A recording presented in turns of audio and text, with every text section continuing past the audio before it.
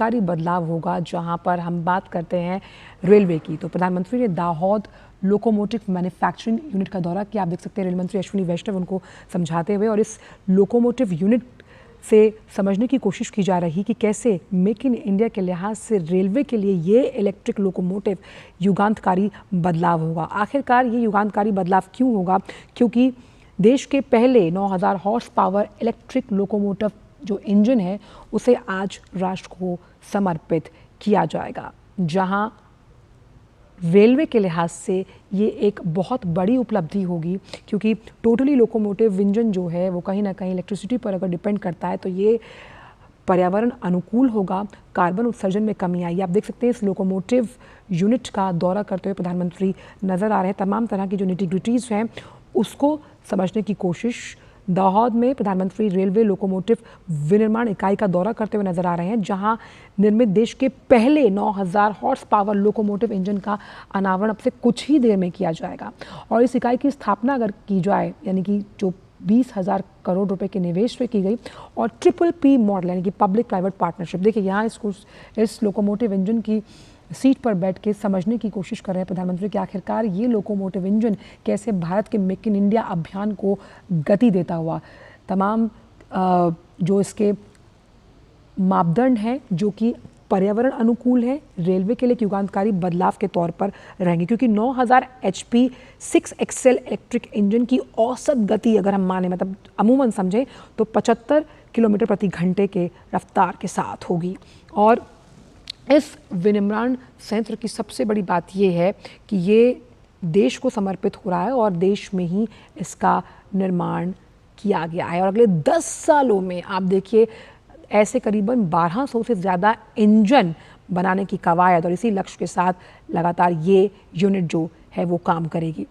हालांकि ये जो पूरा लोकोमोटिव इंजन है, इसकी सबसे बड़ी खासियत ये है कि ये 4600 टन के कार्गो को ढोने की क्षमता रखता है। और इंजन में पहली बार चालक के लिए यहाँ पर जो है टॉयलेट्स की सुविधा भी है, और दुर्घटना से बचने के लिए इंजन में कवर सिस्टम पहले से ही लगाए गए हैं। और बहुत कम यानी किफ़ायत के खर्च में इस लोकोमोटिव इंजन का निर्माण किया गया है। और इन तमाम इंजनों पर जो आगे 10 सालों में यानी कि 1 दशक में बनाए जाएंगे, मैन्युफैक्चरिंग बाय दाहोद। समझिए इस बात को कि आपका खुद का मैन्युफैक्चर्ड प्रोडक्ट जब रेलवे की पटरी पर दौड़ेगा तो फख्र और गर्व के साथ भारत कई अन्य देशों के लिए एक उदाहरण के तौर पर रखेगा इस मॉडल को। और रोजगार के कई आयाम खुलते हुए नजर आएंगे इस पूरे प्रोजेक्ट के चलते। हमने देखा कि कई लोगों को तो परोक्ष रूप से रोजगार मिला ही, लेकिन आगे भी जब इंजनों का निर्माण किया जाएगा तो कई रोजगार के अवसर सृजित होते हुए यहाँ नजर आएंगे। तो 9000 HP के 6 एक्सेल वाले लोकोमोटिव इंजन की अगर बात की जाए, क्योंकि ये इलेक्ट्रिक है तो ये पर्यावरण के अनुकूल है, यानी कि आपकी डिपेंडेंस जो है वो अन्य स्रोत जो कहीं ना कहीं लुप्त अगर होते हैं उनसे कम है। और क्योंकि ये टोटली इलेक्ट्रिसिटी पर डिपेंडेंट रहेगा तो आप ये समझ सकते हैं कि ये माँ प्रकृति के लिए भी हमारा जो कर्तव्य है उसको भी जताता है। तो दुर्घटना से बचने के लिए इंजन में पहले ही सिस्टम कवर है और भारत में निर्मित है। और रेलवे ने अपने अंदर आमूल चूल परिवर्तन किए हैं पिछले 1 दशक की अगर बात की जाए। और जिस तरह से लोकोमोटिव इंडस्ट्री का अगर हम जिक्र करें तो लोकोमोटिव इंडस्ट्री को धार देने के लिए लगातार सरकार काम कर रही है कि किस तरह से जो ये इंजन्स हैं उनको भारत में ही बनाया जाए। और भारत में बनाने का मतलब ये है कि एक तो वो किफ़ायती होंगे, उसका हर एक छोटे से छोटा कलपुर्जा क्योंकि भारत में बनाया गया, तो आप समझ सकते हैं कि इस लिहाज से कई रोज़गार के मौके तो हैं ही, वहीं इसकी रिसर्च एंड डेवलपमेंट में यानी R&D में आपका समय कम लगता है।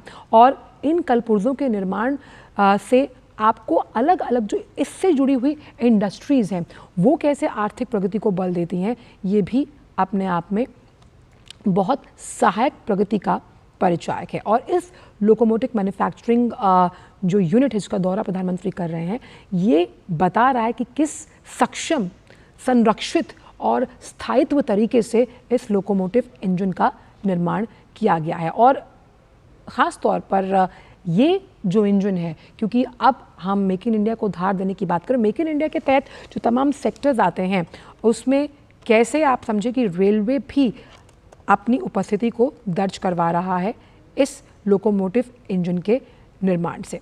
और स्पीड के लिहाज से, क्योंकि अगर हम किसी भी देश के किसी भी राज्य की आर्थिक प्रगति को मापने की कोशिश करते हैं तो प्रधानमंत्री हमेशा कहते हैं उसके आईवेज, हाईवेज और आरवेज, आरवेज यानी रेलवेज, जिस कार्गो को पहुंचाने के लिए इस तरह के लोकोमोटिव सिस्टम की क्षमता को हम देख रहे हैं, उस क्षमता के लिहाज से वो कम वक्त में पहुंचेगा, पर्यावरण के अनुकूल होगा।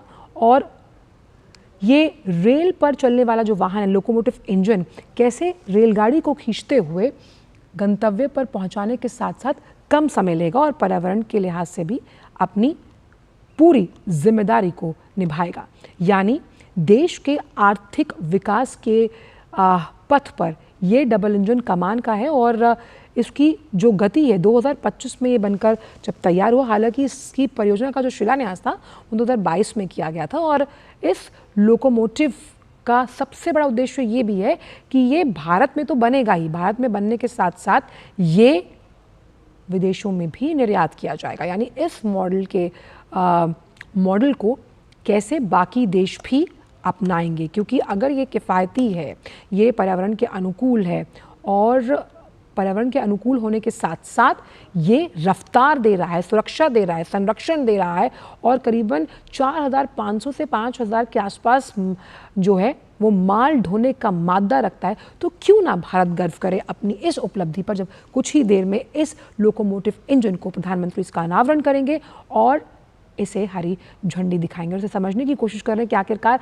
भारत ने इस तरह का एक जो ये रेलवे इंजीनियरिंग मार्वल है जो क्रिएट किया है और 9,000 हॉर्स पावर की ताकत के साथ पटरियों पर दौड़ने के लिए ये पावरफुल इंजन जो है वो अब तैयार है, जिसे देश को समर्पित किया जाएगा। रेलवे, जिसे लाइफलाइन कहा जाता है, भारत की लाखों लोग उससे सफ़र करते हैं, लेकिन कैसे ये लोकोमोटिव इंजन बदलेगा रेलवे का इतिहास, रेलवे के आने वाले भविष्य को, ये हम सब देखेंगे। क्योंकि रेलवे में जिस तरह की कुव्वत और काबिलियत लगातार रेल मंत्री अश्विनी वैष्णव कह चुके हैं बिजनेस मॉडल्स के लिहाज से है, उसे कैसे और उन्नत बनाना है, उसे कैसे और प्रशिक्षित बनाना है, उसे कैसे और गुणवत्तापूर्ण बनाना है, जिसमें हम तकनीक को साथ जोड़ेंगे। और इस तरह के सेक्टर्स को जब हम तकनीक का साथ देते हैं, टेक्नोलॉजी ट्रांसफ़र का साथ देते हैं, तो आप देखिए कि एक अलग ही लेवल पर ले जाने का मादा इन तमाम सेक्टर्स में होता है। क्योंकि ये इलेक्ट्रिक लोकोमोटिव है और इस तरह के इलेक्ट्रिक ऑटोमोटिव्स में उच्च दक्षता की वजह से लाभ होता है और ये उच्च दक्षता कैसे किफ़ायत के एक अलग ही मॉडल को प्रायोजित करती है। और इलेक्ट्रिक लोकोमोटिव अगर हम देखें तो ये बिजली के साथ चलने वाला जो लोकोमोटिव है, ये इलेक्ट्रिक वायर्स लगातार इंजन को बिजली पहुंचाते हैं और इसमें बिजली ट्रेन में जो स्थित ट्रांसफार्मर होता है उसके ज़रिए ये पूरी प्रक्रिया को अंजाम दिया जाता है। इस इलेक्ट्रिक लोकोमोटिव से खाली अगर हम समझें दाहोद या गुजरात को ही नहीं, पूरे देश को फ़ायदा होगा, क्योंकि ये आधुनिक इलेक्ट्रिक लोकोमोटिव्स जिस तरह से काम करेंगे और जब इनका डबल डिजिट में निर्माण किया जाएगा तो ये क्रांतिकारी बदलाव लाने के लिहाज से बेहद अहम, जब हम बात करते हैं रेलवे इंडस्ट्री की।